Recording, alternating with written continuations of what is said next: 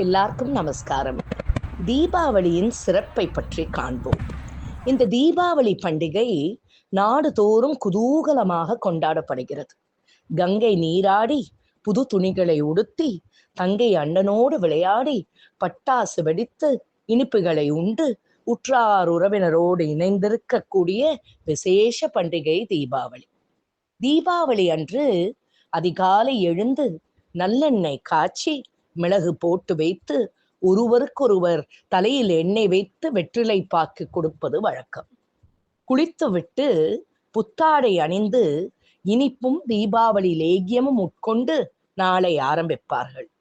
தீபாவளி அன்றோ மறுநாளோ கேதார கௌரி விரதம் அல்லது கௌரி நோன்பு எடுப்பது சிலரின் வழக்கமாக இருக்கின்றது. பார்க்கடலில் உதித்த நவமணியே சௌபாகியலட்சுமி என்னை கடைக்கணியே என்று பாடுகின்றனரே, அதுதான் லக்ஷ்மி அவதரித்தது சமுத்திர மதனத்தின் போது என்பதை நமக்கு தெளிவுபடுத்துகிறது.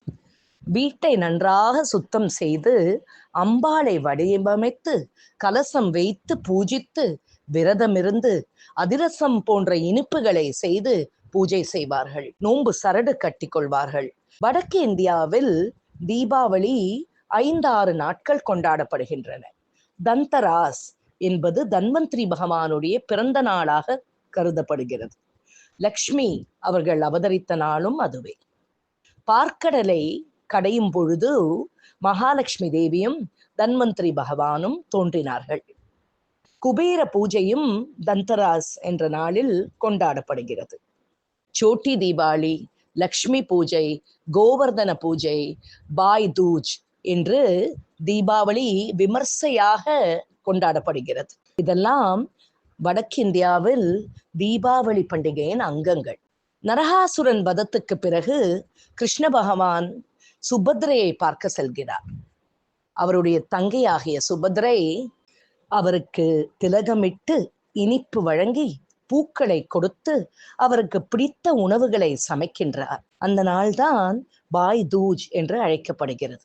யமதர்மனும் அவருடைய சகோதரி யமுனாவும் சந்தித்த நாள் யமத்வித்யா என்றும் அழைக்கப்படுகிறது. நரகாசுரனை கிருஷ்ண பரமாத்மா வதம் செய்ததற்கும் ராமர் சீதாதேவி லக்ஷ்மணரோடு வனவாசம் முடிந்து அயோத்திக்கு திரும்பி வந்த போதும் மக்கள் அனைவரும் விளக்கேற்றி கொண்டாடியதாகவும் சொல்லப்படுகிறது.